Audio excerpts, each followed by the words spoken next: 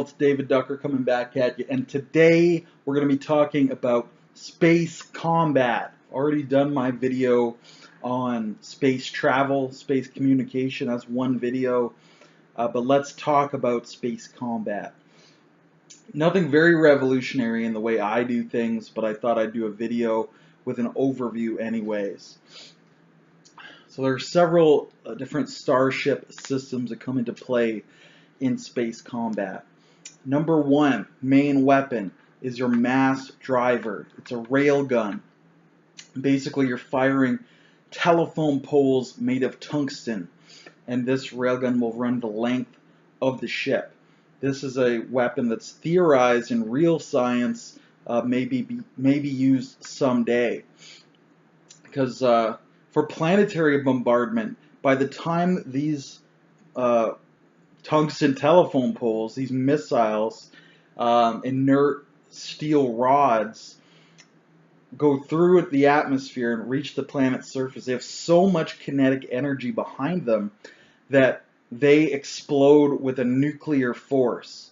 Now, it's not a nuclear explosion, but it's a nuclear-sized explosion. So you don't have any fallout, but you have all the damage. So real-life science currently hypothesizes this is the weapon of the future, which is why when we're talking future weapon systems, this should be included.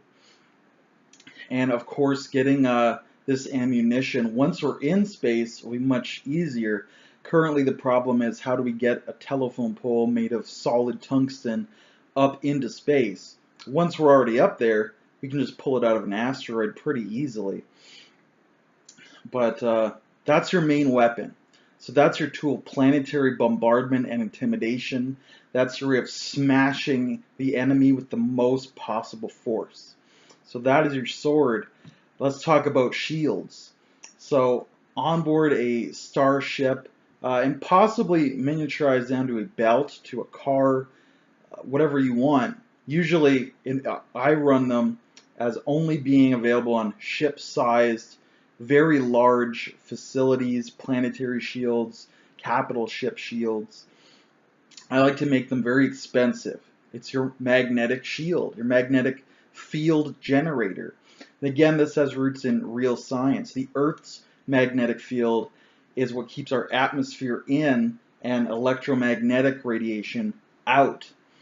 Recently, scientists have created an artificial magnetic field generator.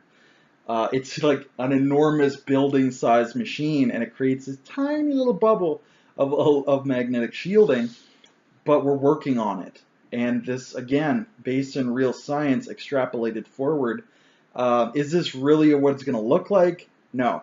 But this is our extrapolation of what it's going to look like. It's the closest we can get.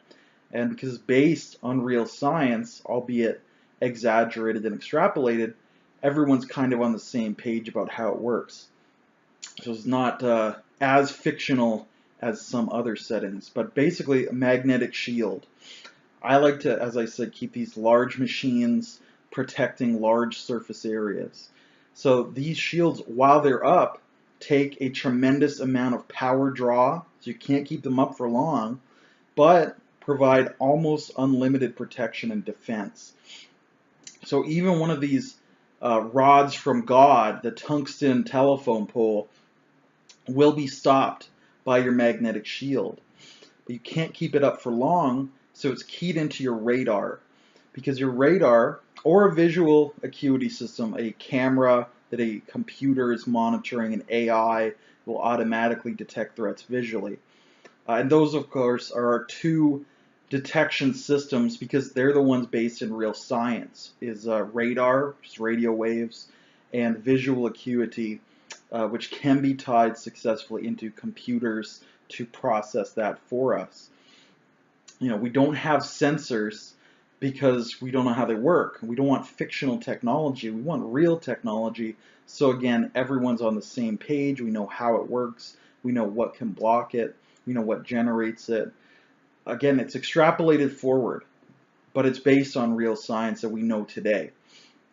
So anyway, the shields can block the rods from God because they detect them. You raise the shield, just that split second before it hits, and you drop the shield a split second after its momentum has been stopped, to preserve your energy, because you don't want your shield up all the time.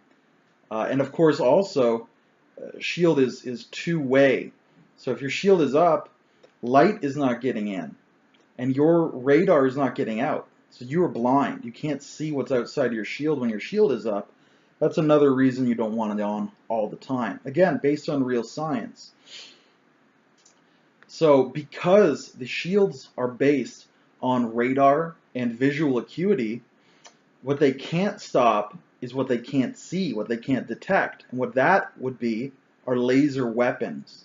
Again, laser is a real science. We understand how they work.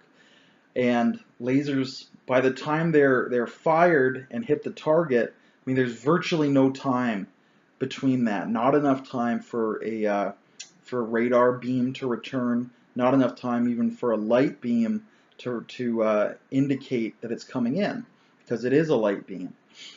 So lasers are not as powerful as the mass driver, but you can't raise your shield to defend against them. So they're very useful. And you will of course be using your lasers to try to disable their shields so you can finish them off with the mass driver. And that's basically how capital ship combat works in my setting. And again, it's all based on real science, to some degree, extrapolated forward. Will that be how ships engage in the future? Almost certainly not. But we have a base of reality that we can draw upon. So we're all on the same page. We understand what's going on. So that's capital ships. So let's talk briefly about starfighters and bombers. We'll start with the bombers, because those electromagnetic fields, one thing they can't block is another electromagnetic field. So if you have a bomber with its own shield, one shield can pass through another shield. They disrupt each other to a certain degree. It's like two bubbles pushing up against each other. So you can send a bomber through their shield to manually deliver a warhead. And of course, the bomber won't have a mass driver, but it can carry a nuclear warhead, which of course is also real science. Why don't capital ships have nuclear warheads? They don't need them. The rod from God and the railgun, way cheaper.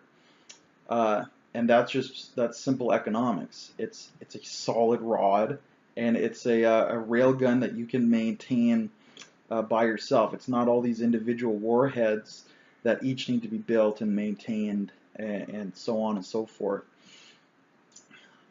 So the bombers will try to come in through the shield, drop the bomb, destroy the ship that way. Again, the power level of a nuclear weapon is similar to that of a mass driver. It's just they're a little bit more expensive. But we can do it that way, absolutely. Now, countering the bombers, you of course have your own. You can have your own lasers as well, because the bomber shield is no faster at detecting a laser than a capital ship shield. So you can shoot them down with lasers. Also, starfighters. Starfighters are an answer to bombers. They're designed to intercept these bombers, to be faster, more agile, and maneuverable than them, to hunt them down and kill them, hunter killers. So that's what we're talking about with the small ships. This way you have your bombers, you have your fighters, you have mass drivers, lasers, deflect your shields, nuclear weapons, all these really fun elements. And of course you can have boarding actions, not just the bomber, but send over a drop ship, a shuttle, an assault gunboat, and try to take over their ship manually. Certainly an option as well. And that's basically how I do starship combat. It's all based on real physics and real science, just extrapolated forward. And of course, we've kept a lot of these old tropes around. We're just explaining how they work, why they work. Star Wars never really explains why they have fighters. Star Trek, of course, doesn't have fighters because for them it doesn't make sense. Star Wars, presumably it makes sense, but they never explain why. So this is me explaining why my setting has them and exactly how everything works based on real science. So that's about all I have to say about Starship Combat in my setting. Let me know in the comments below what you think of this, if it's terrible, if it's good. Let me know how you do it, and I'd especially appreciate any video responses. I love hearing about different settings and homebrew settings and rules, and of course videos are probably the best way to get that across, because I don't tend to read large blocks of text. So until I see you again, good day and good gaming.